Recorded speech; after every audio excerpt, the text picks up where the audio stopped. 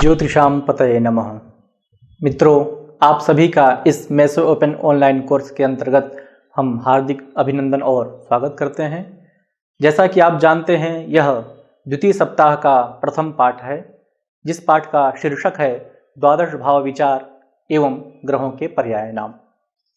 जैसा कि हम जानते हैं कि ज्योतिष शास्त्र में मुख्य रूप से द्वादश भाव परिलक्षित होते हैं, द्वादश भाव विद्यमान है।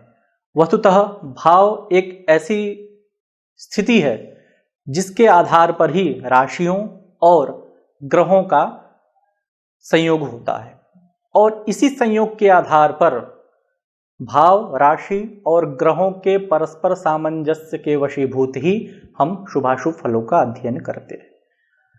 राशियां चलायमान हैं, ग्रह भी चलायमान हैं, किंतु भाव सर्वदा स्थिर होते हैं। अतः प्रति भाव का अलग अलग संज्ञा है। जैसे किसी का प्रथम भाव में सूर्य है और वह मेष राशि का है, तो उसका फल पृथक होगा।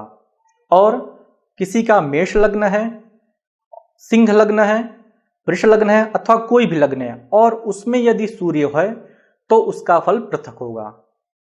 इसी प्रकार से राशियों के परिवर्तन से और ग्रहों के परिवर्तन से अलग अलग फल होते हैं। इसी कारण से प्रति जातकों में, समस्त जातकों में फलों का पर्याप्त अंतर देखने में आता है। इन भावों का निर्धारण कैसे किया जाता है? वस्तुतः देश के प्रति हिस्सों में, या कह लीजिए देश को दो भागों में हम विभाजित करते हैं, तो एक उत्तर भारत और एक दक्षिण भारत। तो भाव लेखन की परंपरा दोनों प्रदेशों में अलग अलग है। क्यों अलग अलग है? इसका एक मूल कारण यह है क्योंकि इसका परंपरा से यह प्राप्त होता है। यह जो विधा है वह परंपरा से विधा प्राप्त होती है। उत्तर भारत में हम जो हैं वामावर्त क्रम से भावों का आधान करते हैं, और दक्षिण भारतीय कुंडलियों में दक्षिणावर्त हम भावों का आधान करते हैं। वस्तुतः हम उत्तर में हैं, इस कारण से उत्तराभिमुख, और वो दक्षिण में है कदाचित दक्षिणाभिमुख। यही एक मूल कारण रहा होगा। कुछ जगहों पर बंगाल इत्यादि प्रदेशों में राशियों के साथ साथ ग्रहों के अंशादि मान भी लिखे होते हैं। जो उत्तर भारत में प्रायः प्रचलित कुंडली है उसको आप देखें, उसमें प्रथम भाव जो यहाँ पर दर्शाया गया है वह आधार बिंदु है, प्रथम भाव। उससे पुनः जब हम बाएं भाग में बढ़ेंगे तो वह द्वितीय भाव होता है, अर्थात धन भाव। इनकी संज्ञाओं के बारे में हम आगे भी चर्चा करेंगे। पुनः उससे जो अग्रिम कोष्ठक होता है वह तृतीय भाव का होता है। उससे वामावर्त क्रम में जो चतुर्थ भाव आता है, पुनः चतुर्थ भाव से वामावर्त क्रम में पंचम भाव। इसी प्रकार से हम क्रमशः आगे बढ़ते बढ़ते षष्ठ, सप्तम, अष्टम, नवम, दशम, एकादश और द्वादश भाव तक पहुंचते हैं। तो ये हमारा भाव हुआ। ये भाव सर्वदा स्थिर होते हैं और कुंडलियों में इनका नाम नहीं लिखा जाता कि यह प्रथम भाव है अथवा यह द्वितीय भाव है। यह एक अदृश्य सत्ता है, केवल हमें ही उसका ध्यान है कि यह प्रथम भाव है और यह द्वितीय भाव। ग्रह चक्र जो होता है, जन्म चक्र जो होता है, उस जन्म चक्र में केवल राशियां और ग्रह ही अंकित होते हैं। यह उत्तर भारत में होता है। किंतु जब हम दक्षिण भारत में जाते हैं तो वहां पर भाव जो है वो चलायमान हो जाते हैं और राशियां स्थिर हो जाती है। दक्षिण भारत की जो कुंडली है, आप इस चक्र के माध्यम से आप देखें, इसमें जो सबसे प्रथम जो है कोने में जो है प्रथम राशि ही हम लिखते हैं, अर्थात मेष राशि का आधान हम करते हैं। मेष राशि के पश्चात वृष राशि के पश्चात मिथुन राशि का क्रमशः हम आधान करते जाते हैं। किंतु भाव यहाँ पर स्थिर नहीं होते। भाव हमेशा दक्षिण भारत कुंडली में वो चल होते हैं, राशियां स्थिर होती हैं किंतु भाव स्थिर नहीं होते।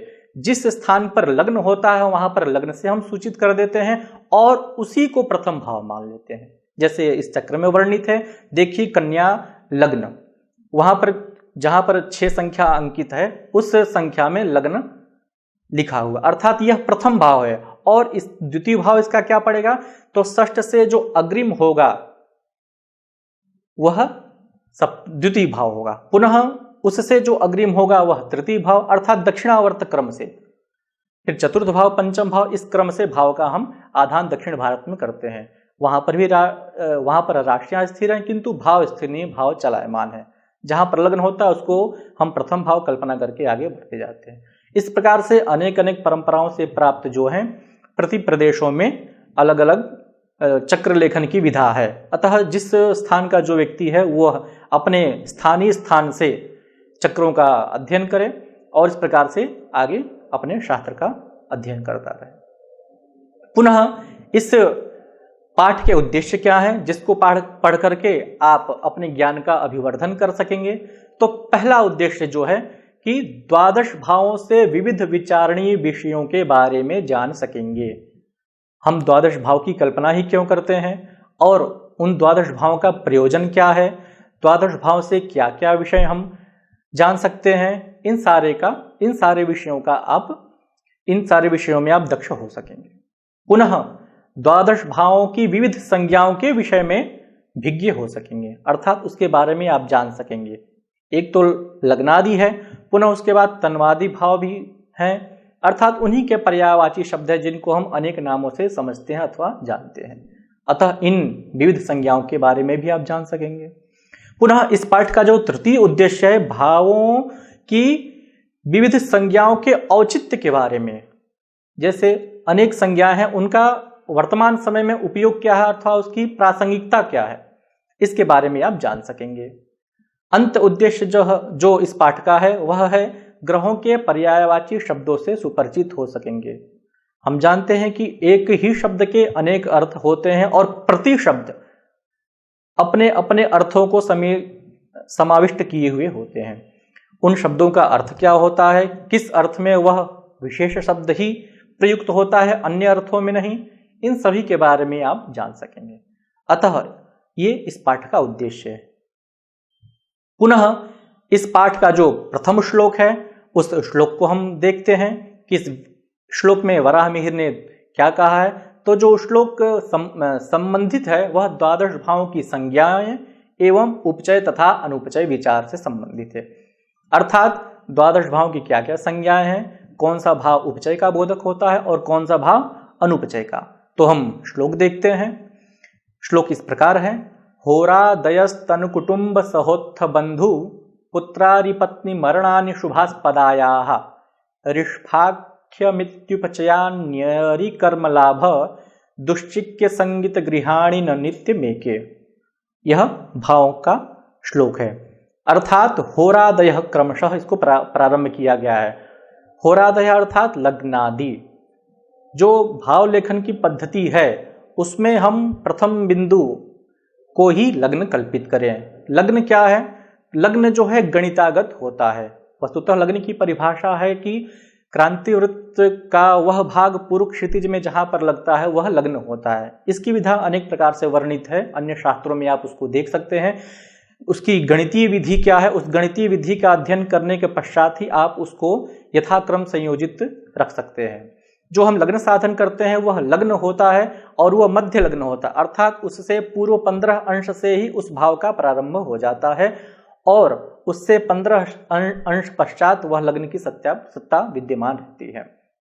अतः वह लग्न है। इसी प्रकार से द्वादश भाव का हम स्पष्ट करते हैं। तो द्वादश भाव के जो नाम है क्या क्या है, देखिए। प्रथम नाम है शरीर, परिवार, भाई बहन, मित्र, संतति, शत्रु, भार्या, मृत्यु, पुण्य, कर्म, आय और व्यय। क्रमशः ये मात्र द्वादश भाव हैं। इन भावों के अनेक अर्थ भी होते हैं और सभी भाव विविध विषयों को समाहित किए हुए। जैसे प्रथम भाव का नाम है तनु। तनु अर्थात शरीर। लग्न से ही जातक के शरीर का निर्धारण किया जाता है। अन्य भी पक्ष हैं, लेकिन एक सामान्य यह सिद्धांत है कि लग्न से जातक का स्वरूप, वर्ण, प्रकृति इत्यादि का हम निर्धारण करते हैं। द्वितीय भाव से कुटुंब का। कुटुंब अर्थात अपने परिवार का, अपने वंश का और नेत्र इत्यादियों का भी हम विचार करते हैं।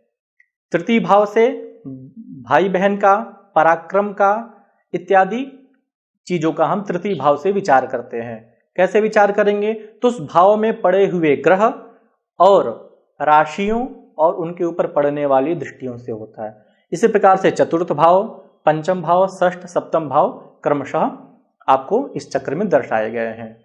तो ये द्वादश भाव हैं। इन भावों से अनेक प्रकार के विषयों का हम अध्ययन करते हैं। वह प्रश्न लग्न भी हो सकता है, वह जन्म लग्न भी हो सकता है, और वह आधान लग्न इत्यादि कुछ भी हो सकता है। तो विचार भाव से ही करेंगे और उसमें पड़ने वाली राशि और ग्रहों के माध्यम से। ये तो हो गए क्रमशः लग्न से द्वादश भाव, उनके लेखन की पद्धति। पुनः इसके बाद जो संज्ञाएं आती हैं, उपचय संज्ञा और अनुपचय संज्ञा, इनके विषय में हम चर्चा करते हैं। उपचय क्या है? उपचय अर्थात होता है वृद्धि करना। वृद्धि अर्थात कौन से ऐसे भाव हैं जिन भावों में पड़े हुए ग्रह वृद्धि करते हैं, जैसे तृतीय, षष्ठ, दश और एकादश, ये सारे भाव उपचय होते हैं। चय का अर्थ होता है वृद्धि, उप समीप अर्थ में है, अर्थात उसके समीप में जाने पर वह भाव वृद्धि को होते हैं। वह शुभ ग्रह भी हो सकते हैं और अशुभ ग्रह भी हो सकते हैं। तो ये चार भाव जो होते हैं वह उपचय को होते हैं। तृतीय भाव हुआ, षष्ठ भाव हुआ, एकादश और दशम भाव। और इनसे अतिरिक्त जो द्वितीय आदि भाव होते हैं वह अनुपचय के होते हैं। उपचय का विलोम अर्थ है अनुपचय। अनुपचय अर्थात वह बढ़ाने वाले नहीं होते हैं। वस्तुतः ऐसा नहीं है, किंतु वह जो उपचय भाव है वह अतिशय बढ़ाते हैं। अनुपचय भाव भी अपने अपने फलों को बढ़ाते हैं, किंतु उपचय भाव की अपेक्षा अनुपचय भाव कम बढ़ाते हैं। और इस भाव की संज्ञा, जैसा कि आचार्य ने कहा कि न नित्यम एके, एके अर्थात कुछ आचार्य इसको सर्वदा नहीं कल्पित करते हैं। अर्थात यह कोई शाश्वत सिद्धांत नहीं है कि 3, 6, 10, 11 भावों की ही उपचय संज्ञा होगी और इनसे अतिरिक्त भावों की अनुपचय संज्ञा होगी। यह एक शाश्वत सिद्धांत नहीं कहा जा सकता, क्योंकि आचार्य ने स्पष्ट कहा है कि न नित्यम एके, एके अर्थात केचन आचार्याः एवं न मानयन्ति अथवा मनन्ति। अतः इन भावों का अध्ययन आप कीजिए कि किस भाव में पड़ने वाले ग्रह किस प्रकार से करते हैं। उनकी हम आगे विषयों में चर्चा करेंगे कि उपचय का उपयोग कहाँ पर किया जाता है, अनुपचय का उपयोग कहाँ पर किया जाता है। आगे के जब आप पाठ पढ़ेंगे तो उन पाठों में ये सारे भाव बताए गए हैं। कुछ ग्रह ऐसे होते हैं जो अनुपचय में ही जाकर के वृद्धि होते हैं, और कुछ विशेष ग्रह ऐसे जो होते हैं जो उपचय स्थान में ही जाने पर शुभ अथवा अपने फल की अधिकता को प्रदान करते हैं। पुनः अग्रिम श्लोक जो है वह है भावों के पर्यायवाची नाम एवं संज्ञाएं। इसके पहले हमने पढ़ा, पुनः उसी को आगे बढ़ाते हुए हम आचार्य वराहमिहिर ने श्लोक का वर्णन किया कि इनसे ये विषय अथवा ये वस्तु भी आप जाने, और कुछ भावों की संज्ञा भी इस पाठ में इन्होंने दी है।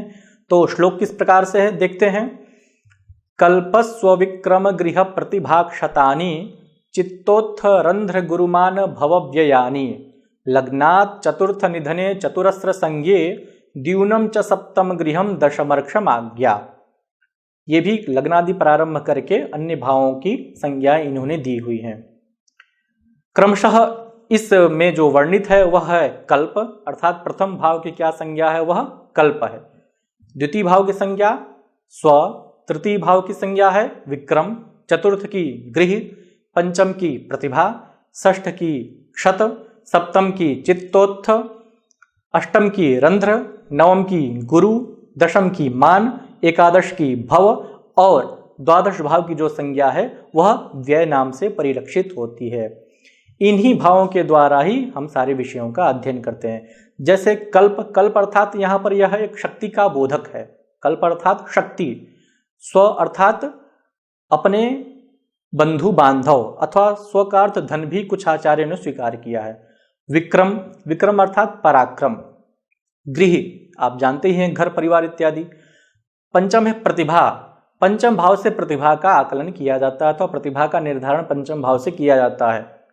क्षत, क्षत अर्थात कष्ट, दुख, रोग, ये षष्ठ भाव का। सप्तम है चित्तोत्थ, चित्त होता है मन और उससे उत्पन्न अर्थात चित्तोत्थ अर्थात मानसिक संरचनाएं अथवा मन का जो उद्वेग है वो सप्तम से। अष्टम से रंध्र, जिसकी संज्ञा है रंध्र, रंध्र छिद्र का बोधक होता है अर्थात वह भाव के फलों को कम करने वाला होता है। नवम का है गुरु अर्थात अपने मार्ग निर्देशक अथवा माता पिता, कोई भी गुरु हो सकता है। दशम का मान, मान अर्थात सम्मान, समाज में प्रतिष्ठा होगी नहीं होगी, ख्याति कैसे मिलेगी, इन सारे का दशम भाव से। एकादश भाव है भव, भव अर्थात उत्पन्न होना। एकादश भाव मुख्य रूप से आय के स्रोतों का उत्पन्न करता है और द्वादश भाव जो है व्यय का होता है, अर्थात शारीरिक व्यय, धन का व्यय, किसी प्रकार से वह व्यय हो सकता है। तो इन्हीं द्वादश भावों से विविध फलों का हम चिंतन करते हैं। आप चक्र में देखिए भावों की कल्पादि संज्ञाएं। पुनः इसी भाव में कुछ भावों की विशेष संज्ञाएं भी वर्णित हैं, जैसे चतुरस्र संज्ञा। चतुरस्र किन किन भावों को कहते हैं? तो चतुर्थ और अष्टम भाव को हम चतुरस्र से द्योतित करते हैं। चतुरस्र का एक सामान्य अर्थ होता है वर्ग अथवा चौकोड़ कह सकते हैं। तो चतुर्थ और अष्टम भाव को हम चतुरस्र से बोधित करते हैं। सप्तम भाव की जो विशेष संज्ञा है वह द्यून। द्यून का अर्थ काम अथवा मदन होता है, इस कारण उसको द्यून कहते हैं, क्योंकि यह जाया का स्थान है। दशम स्थान जो होता है वह, उसका जो पर्यायवाची शब्द है वह आज्ञा। आज्ञा अर्थात हम किसी को जब आज्ञा देते हैं अथवा वह गुरु की आज्ञा का हम अनुपालन करते हैं, चाहे किसी भी की भी माता पिता, गुरु, भाई बहन, उसका विचार हम दशम से करते हैं। अतः इन भावों की ये विशेष संज्ञा है। इनका प्रयोजन आपको अग्रिम श्लोक में वर्णित होगा आगे के पाठों में, क्योंकि इन्हीं शब्दों को लेकर के आपको पाठों के बारे में बताया जाएगा। जैसे आपको सप्तम भाव का बोध कराना है छात्रों को, तो उसमें द्यून शब्द कह देंगे तो उसका अर्थ हमें केवल सप्तम भाव ही लेना होगा। यदि वहां पर वह चतुरस्र शब्द कहते हैं तो चतुरस्र से चतुर्थ और अष्टम दोनों का बोध करेंगे। जैसे कोई इस प्रकार से श्लोक है जिसमें कह दिया कि चतुरस्र भाव में यह ग्रह जाने पर इस प्रकार का फल देता है, अर्थात वह चतुर्थ में भी हो सकता है अथवा अष्टम में हो सकता है। तो इस प्रकार से हमको जानना चाहिए। अग्रिम जो श्लोक है वह भावों की केंद्रादि संज्ञाएं। यह एक बहुत ही महत्वपूर्ण संज्ञा है और इसका प्रयोग प्रायः सभी स्थानों पर होता है। केंद्र, पणफर और आपोक्लिम।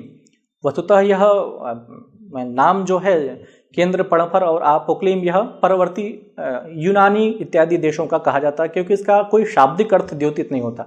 केंद्र का तो होता है, किंतु पणफर और आपोक्लिम से किसी अर्थ का बोध नहीं हो पाता है। तो श्लोक है इस प्रकार से, केंद्रात् परम पणफरम परतश्च सर्वम आपोक्लिमम हिबुकमंबु सुखम च वेश्म जामित्रमस्त भवनम सुतभम त्रिकोणम मेषूरणम दशममत्र च कर्म विद्यात्।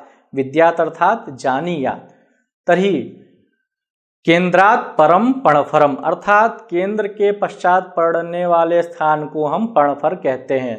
परतः उसके पश्चात पड़ने वाले स्थानों को आपोक्लिम कहते हैं। तो कौन कौन से भाव केंद्र होते हैं? तो हिबुकम अर्थात चतुर्थ स्थान, सुखम सुख स्थान अर्थात चतुर्थ को ही कहेंगे। तो प्रथम, चतुर्थ, सप्तम और दशम, यह जो स्थान है यह केंद्र स्थान माने जाते हैं। अर्थात लग्न कहिए, चतुर्थ लग्न कहिए, सप्तम लग्न कहिए अथवा दशम लग्न कहिए, ये सारे लग्न केंद्र के बोधक होते हैं। अर्थात केंद्र, यदि कहा जाए कि केंद्र में ग्रह बैठे हों तो उसका अर्थ यह है कि लग्न, चतुर्थ, सप्तम और दशम स्थान में ग्रह विराजमान हो। इसके पश्चात मेषूरण अर्थात द्वितीय, पंचम, सप्तम और एकादश भाव अथवा स्थान की जो संज्ञा होती है वह मेषूरण की होती है। इसके पश्चात आपोक्लिम अर्थात तृतीय, षष्ठ, नवम और द्वादश, इन भावों की संज्ञा है आपोक्लिम। इसका मुख्य प्रयोजन यह है कि जब आयु का हम साधन करते हैं तो उसमें केंद्र, पणफर और आपोक्लिम के वर्गों का निर्धारण करते हैं। एक सिद्धांत यह भी है कि केंद्र में पड़ने वाले ग्रह अत्यधिक बलशाली होते हैं, तत्पश्चात कुछ न्यून बलशाली पणफर में और तत्पश्चात कुछ न्यून बलशाली ग्रह जो होते हैं वह आपोक्लिम में होते हैं। अन्य विचार भी केंद्र के माध्यम से हम करते हैं। केंद्र में पड़ने वाले शुभ ग्रहों से जातक उन्नति को हमेशा प्राप्त करता है, पणफर में उससे कुछ उन्नति और आपोक्लिम में हीन उन्नति को वह प्राप्त करता है। तो इस प्रकार से केंद्र, पणफर और आपोक्लिम जो संज्ञाएं हैं वह संज्ञाएं हमारी शास्त्र में वर्णित है। यह एक मूल रूप से ग्रीक शब्द का कहा जाएगा। पुनः इसी प्रकार से चतुर्थ भाव की हिबुक संज्ञा, अंबु संज्ञा, सुख संज्ञा और वेश्म संज्ञा है। हिबुक भी यूनान शब्द ही है। अंबु अर्थात जल, सुख और वेश्म अर्थात गृह, यह चतुर्थ भाव की संज्ञा है। इसी प्रकार से जामित्र अर्थात सप्तम भाव की संज्ञा है जामित्र। पंचम भाव की जो संज्ञा है वह त्रिकोण उसको कहते हैं। यह एक अति महत्वपूर्ण संज्ञा है। त्रिकोण प्रथम, पंचम और नवम, इन सभी की संज्ञा है त्रिकोण। पुनः कुछ आचार्य पंचम और नवम को ही त्रिकोण मानते हैं, कुछ तीनों का समावेश करते हैं, क्योंकि यह एक त्रिकोणाकृति बनती है, इस कारण से इसको त्रिकोण कहते हैं। पुनः दशम भाव की जो संज्ञा है वह कर्म है, और मेषुरण ये दशम भाव की संज्ञा है। तो इस प्रकार से हमने देखा कि किन किन भावों की क्या क्या संज्ञा है, उनका प्रयोजन क्या है। आप इस चक्र को देखिए, इस चक्र में भावों की केंद्रादि संज्ञाएं, पुनः उन भावों की जो विविध संज्ञाएं हैं, उन संज्ञाओं के बारे में एक स्पष्ट रूप से चक्र बना दिया गया है कि इस भाव से हमको क्या क्या विचार करना चाहिए, और कौन सा भाव केंद्रादि का बोधक होता है, कौन सा भाव कल्पादि का बोधक होता है। ये सारे भाव इसमें इस चक्र में समाहित है। अतः इसी के साथ मित्रों आज हम आपसे अनुज्ञा लेते हैं, और पुनः इसी पाठ के उत्तरार्ध भाग को लेकर के हम कल पुनः उपस्थित होंगे। इसी कामना के साथ नमस्कार।